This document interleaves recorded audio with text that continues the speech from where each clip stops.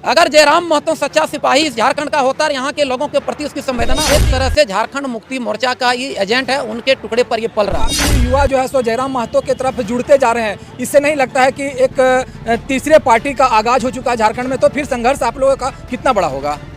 जब तक भारत में सूरज चांद रहेगा, वही भारत माता का नाम रहेगा। 1985 पर खतियान पर बात होता है, और लेकिन जब आप लोग विपक्ष में बैठते हैं तो 1932 की बात करते हैं। ये दोहरी चरित्र कहाँ से? इंडिया नाम अब भारत का नहीं होगा, सिर्फ भारत के नाम से लोग जानेंगे। तो अगर भारत गठबंधन अगर रख दिया जाए तो फिर आप लोग दूसरा नाम रखेंगे, तो ये नाम बदलने की प्रक्रिया कब तक चलेगी? और मैं अतीन आनंद और आप देख रहे हैं राइजिंग झारखंड। जैसा कि आप सभी देख पा रहे हैं कि अभी हम लोग उस स्टेज में है जहां संकल्प सभा हुई है। बाबूलाल मरांडी जी ने तमाम लोगों को संबोधित किया, तमाम बातें की गई। सभा के माध्यम से लोगों को क्या संदेश देने की कोशिश की जा रही है, और ये संकल्प क्या चीज़ का संकल्प है?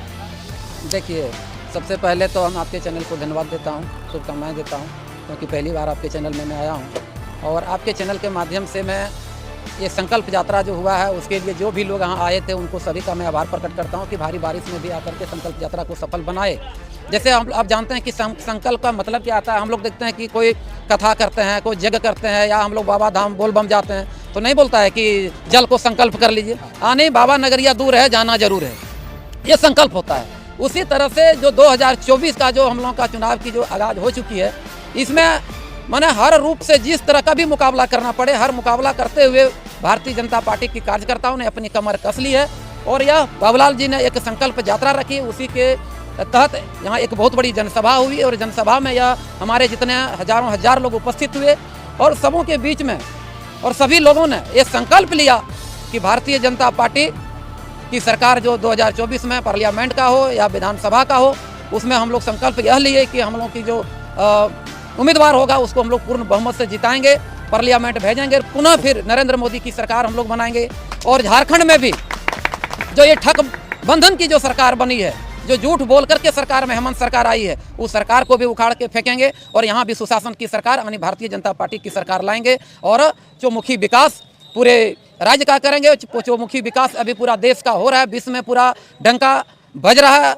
आप देखे होंगे कि G20 वगैरह में जो भारत का कहीं को कुछ नहीं था, आज भारत पूरा नेतृत्व कर रहा है पूरा विश्व का, और भारतवासियों का सीना इससे चौड़ा हो रहा है, हमारा डंका, हमारा झंडा पूरे विश्व में बुलंद हो रहा है। यही सपना और संकल्प के साथ हम लोग जुटान जुटाए थे, और फिर पुनः जब भी जहाँ भी जरूरत पड़ेगी हम लोग एक साथ हम लोग हैं और रहेंगे। और भारत माता की शान, स्वाभिमान और जो यहाँ की सभ्यता और संस्कृति है उसको बचाने के लिए हम लोग यह संकल्प ले रहे हैं और लेंगे, और घर घर जाएंगे, और इसको हम लोग अमिट छाप दे करके भारत माता के स्वाभिमान को हम लोग अमिट रखेंगे। युवा जो है सो जयराम महतो की तरफ जुड़ते जा रहे हैं। इससे नहीं लगता है कि एक तीसरे पार्टी का आगाज हो चुका है झारखंड में, तो फिर संघर्ष आप लोगों का कितना बड़ा होगा? निश्चित तौर पर आप देखे होंगे कि आज से पहले गुजरात में आपका हार्दिक पटेल का ऐसा जनसभा होती थी जो वहाँ मोदी जी बोना पड़ जाते थे, लेकिन आज वो किसके गोद में खेल रहा है आप देख लेते हैं। कन्हैया लाल का आप देखें कि कितना बड़ा प्रवक्ता है, मैंने भारत तेरे टुकड़े होंगे कि नारा लगाता है। देखिए उसका भाषण सुनने के लिए लोग कितने जमा हो जाते हैं, लेकिन स्थिति उसका आज किसके गोद में खेल रहा है। आज ले लीजिए इसका जयराम महतो जी का। अगर जयराम महतो सच्चा सिपाही इस झारखंड का होता है, यहाँ के लोगों के प्रति उसकी संवेदना होती, तो अपना पार्टी भी बना लिया, तो निश्चित तौर पर अभी वो डुमरी का जो उपचुनाव वो अपना उम्मीदवार देते। आपको ये समझना होगा कि डुमरी का उपचुनाव में अपना उम्मीदवार नहीं दिया, ये एक तरह से झारखंड मुक्ति मोर्चा का ये एजेंट है, उनके टुकड़े पर ये पल रहा है। इसलिए यहाँ के लोगों को मैं कहता हूँ जयराम के बातों पर भटकना नहीं है। ये झारखंड में सशक्त सरकार, सुशासन सरकार अगर कोई दे सकती है तो वह भारतीय जनता पार्टी दे सकती है। इसके साथ जुड़िए और भारत माता के आंचल को संवारिए और उसके खतरा को दूर करिए, तब हम सच्चा सनातनी हो सकते हैं, भारत माँ के संतान हो सकते हैं। ये मेरा आग्रह होगा। ऐसा वायरल मैसेज चल रहा है कि इंडिया नाम अब भारत का नहीं होगा, सिर्फ भारत के नाम से लोग जानेंगे। तो अगर भारत गठबंधन अगर रख दिया जाए तो फिर आप लोग दूसरा नाम रखेंगे, तो ये नाम बदलने की प्रक्रिया कब तक चलेगी? नरेंद्र मोदी की सरकार बनी है, किस दल को भले किस जाति को किस व्यक्ति को लाभ नहीं हो रहा है? ये तो इनका तो नारा है कि सभी का साथ सबका विकास। क्या प्रधानमंत्री आवास जब गरीबों को मिलना शुरू हुआ तो किसी जाति धर्म समुदाय उपेक्षित हुआ? नहीं हुआ। चावल जो गरीबों को मिल रहा है फ्री में, किसी को उपेक्षित होना पड़ा? सबको मिल रहा है। वैक्सीन जो जान बचाने के लिए कोरोना का मिला, किसी जाति को छोड़ करके ये बोला गया कि आप हरिजन है, बैकवर्ड है, कि मुस्लिम है, इसको नहीं देना चाहिए? ये कौन सा चीज में आप जाति और धर्म का बात कर रहा है? हमारा पार्टी की जो सरकार बनी है, इनको सिर्फ बदनाम करने के लिए इंडिया की जहां तक बात है, इंडिया एक विदेशी लोगों द्वारा भारत का नाम इंडिया रखा गया था। भारत का नाम सदियों से था और सदियों तक रहेगा। जब तक भारत में सूरज चांद रहेगा ये भारत माता का नाम रहेगा। इसलिए ये इंडिया जो है ये अंग्रेजों ने रखा था। जब ईस्ट इंडिया कंपनी अंग्रेज लोग यहाँ आए तो भारत का नाम इंडिया रखा। उस जयप्रकाश वर्मा जो है पहले भाजपा के विधायक थे और अब वो पार्टी छोड़ के दूसरे पार्टी में चल गए, तो क्या लगता है कि इस बार उम्मीदवार गांडे विधानसभा से कौन होगा? कई नाम सामने आ रहे हैं, लेकिन क्या आप लोगों को लगता है? गांडे विधानसभा से उम्मीदवार, गांडे विधानसभा से उम्मीदवार वो होंगे जो गांडे के धरती के सुपुत्र होंगे, गांडे के जनता के दुख और सुख का साथी होंगे, जो यहाँ के लोगों को समस्या को जानते हैं। गांडे में वैसे लोग अब नहीं होंगे। अगर वैसे लोग होंगे तो उसको यहाँ मुंहतोड़ जवाब दिया जाएगा। गांडे में सिर्फ यहाँ के धरती पुत्र ही यहाँ चुनाव लड़ेंगे और वैसे लोगों को हम लोग समर्थन करेंगे और वैसे लोग ही यहाँ का नेतृत्व करेंगे। और पूरे, क्योंकि स्थानीय हर जगह लागू होना चाहिए। एनआरसी हर जगह लागू होना चाहिए। ये नहीं कि हमारा घर का मालिक आप बन जाइएगा तो मेरा घर का पीड़ा आप कहा जानिएगा, मेरा घर का कोहनूर आप उठा के ले जाइएगा, फिर हमारा घर का ज्यों का त्यों रह जाएगा। जब आप लोगों की जब थोड़ा सा रोकने के लिए नहीं देंगे हम।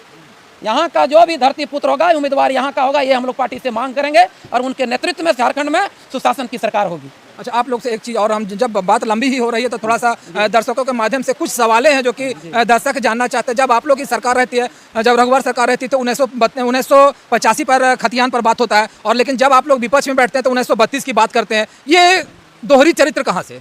देखिए क्या होता है सो बता देते हैं। झारखंड में छोटी मुंह बड़ी बात हो जाएगी। हमारा देश आज़ाद हो गया, लेकिन आज़ादी के बाद भी हमारे देश में बहुत सी लोगों की विदेशी मानसिकता आज भी हावी है। हमारा राज्य अलग हो गया। यहाँ की शोषण से मुक्ति के लिए, यहाँ के दुख और पीड़ा बेरोजगारी दूर करने के लिए अलग राज्य हुआ कि यहाँ की चुनी हुई सरकार होगी, यहाँ के लोगों द्वारा चुनी हुई सरकार होगी, यहाँ के लोग होंगे।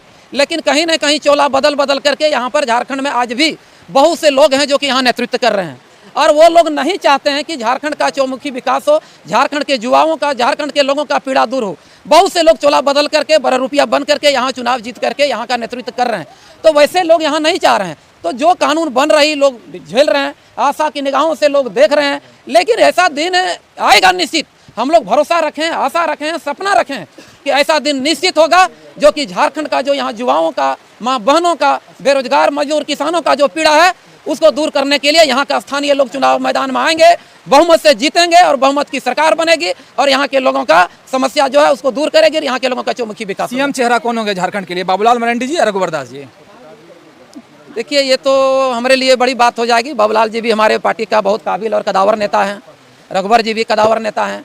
अब जब लोग जीत करके आ जाएंगे तो फिर विधायक दल का बैठक होती है, उसमें लोग निर्णय लेते हैं और लोगों का भी कुछ निर्णय होता है। इस तरह से अभी हमको बोलना ये छोटा माने बड़ी बात हो जाएगी हमारे लिए। लेकिन जो भी लोग बनेंगे हमारे पार्टी दल से बनेंगे, परिवारवाद, जातिवाद, भेदभाव से ऊपर उठ करके बनेंगे और इस झारखंड के लोगों का सपना को पूरा करेंगे, आशा आकांक्षा को पूरा करेंगे। तो धन्यवाद दोस्तों। तो ये जयप्रकाश मंडल जी थे जिन्होंने तमाम जनता के सवालों का जवाब अपने माध्यम से देने की कोशिश की, और जो सवाल जो है सो हम नहीं दे पाए उसमें उन्होंने कहा कि छोटी मुँह और बड़ी बात है। मैं समझ सकता हूँ चैनल के माध्यम से, और आप लोग भी समझने का प्रयास कीजिए। और सभी ने जो है सो ये संकल्प सभा के माध्यम से, संकल्प यात्रा के माध्यम से काफ़ी कुछ कहा। धन्यवाद। बने रहिए राइजिंग झारखंड के साथ।